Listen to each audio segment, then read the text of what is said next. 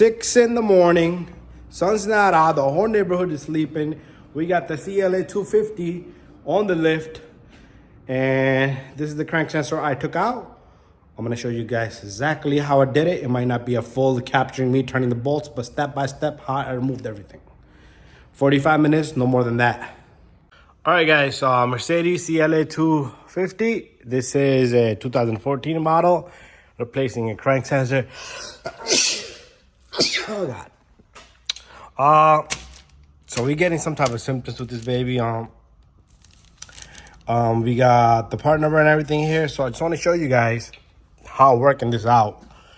It's not easy. So first of all, I took off that cover on the carriage cover, and then I used it's kind of oily. I use this long extension here, 3 by 1/4 inch. We got E10 torque with the swivel in the head. So what I did was it was like attached like that to the front. So there's a cover here with the bolt. You see the hole right there? I removed that, and then from right over here by the exhaust, there's another bolt all the way on the top over there. You can see it. So that cover, the cover is sitting to the side right now. That's the cover in front of the axle that you will see the shiny cover. But our crank sensor, let's see if I can manage to take this phone in there. I'm trying to show you guys. I'm not gonna be able to record all this, but at least should be able to show you guys where the crank sensor is. The baby is right there. So that gray tab on the connector, you gotta pull out and then take out the connector. And then you got the torque set in there, and the sensor is kind of long. I might kind of position my phone here while doing it, or I might just do it manually without the camera, but I'll show you once everything is out. So I'm gonna bring the camera out now and everything. So what I'm gonna do is I'm gonna pull the tab off the connector first, the gray tab, and then squeeze the connector, and then get the bolt out, and then the sensor should come out. And then the shield is kind of pushed to the side. I did have to kind of go up this way and then that way. No need to take out the axle. If you want to take out the axle, that's your choice. It took me about like 45 minutes just to get to where I'm at right now. Took out the wheel, but that did not help me at all. A lot of people try it from the top, but good luck. I think this is the best spot over here. I did kind of fold these shields back, this one in and this one down. That's what I did there. A bit more update. I use this long. This is about 2 and maybe almost 2.5, a little bit less than half. I use this to remove the gray connector off that sensor, which is like right there. And I kind of like, all I did was pop it out. You do got to take out the whole gray connector. It fell somewhere. Oh, it's right there. It's right there. This little guy right here. Okay, this little guy.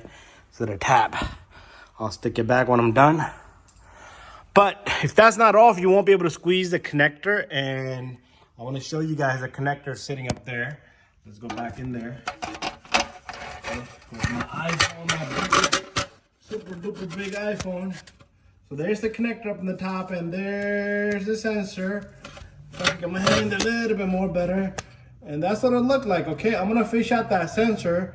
I'm gonna use an extension and a small. This is what I'm gonna use right here. I'm not gonna be able to get the camera in this. This is what I'm gonna be using. Kind of gonna fucking. I said a fucking F word. Gonna kind of feel it and get that on and turn it again. This I'm using the same socket, E10 inward socket. I hope this is the size. If this is not the size, I might go down one number. Let's see what it is. So I do got the bolt out. I was able to get this from right over here. Put my arm right through here, just like that. Okay. Got the bolt out. Let's show you guys where we at, where we standing right now. That's where we're standing at. Hopefully you guys can see. Okay. Can't even hold the camera up. There's barely any space in there. Let's get this one out of here. So, and now it's time for me to pull out the sensor, which you guys are not gonna see, but once I have it out, well, you know what I'll do? I'll try to record this part of it, at least.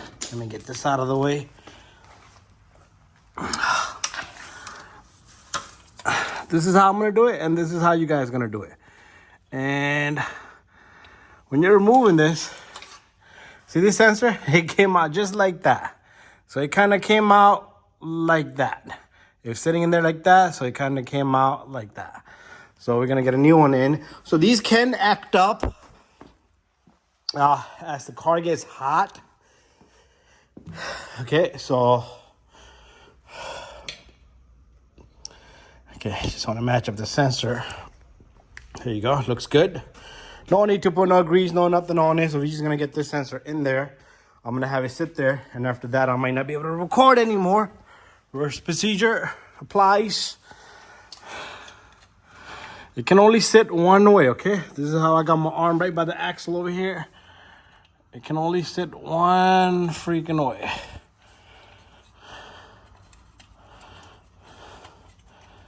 It's easy to touch and feel and remove, but now I need to feel where the sensor's gotta go. It might be a different story, but I'll figure it out. I'll figure that part out. Anyway, guys, I still gotta get this in there.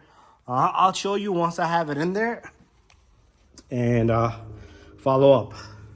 Guys, the bolt size is the proper size if you guys want. This says E8, okay? I'm using a little bit of piece of glove so this doesn't fall out as I go in there. So I did use the E10. What was it, E10? To take it off, but I would simply get both of these. You're gonna have to get the torque sets, okay? This is an inward torque. By inward torque, I mean like it look like a torque from the inside. All right, so that's what it is. I'm gonna get this guy in there just like that, feel and touch, and put the connector in, put everything back together, and bada bing, bada boom. I will show you guys once I have my connector in there and the tab in there. I might do the tab at the end. Okay, guys, I got this baby in. I got my tool on it still because I wanted to show you guys. Let me just flip my phone the other way around. Here comes nothing. There it is. My tool is still on it. My socket is still on it. It's looking like it's gonna fall. It's not tight yet, so I'm gonna tighten it up.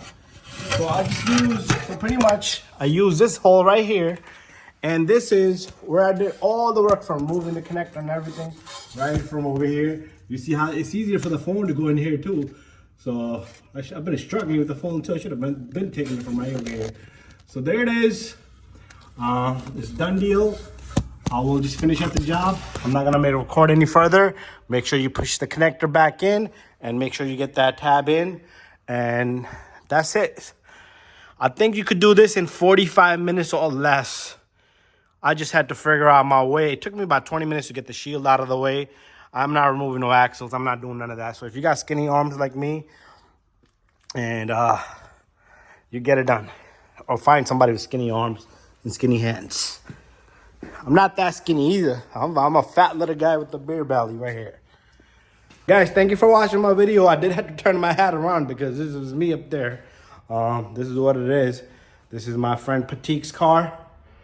Getting it done, but guys, the sun's not even out yet before the neighborhood wakes up. It's 6 in the morning.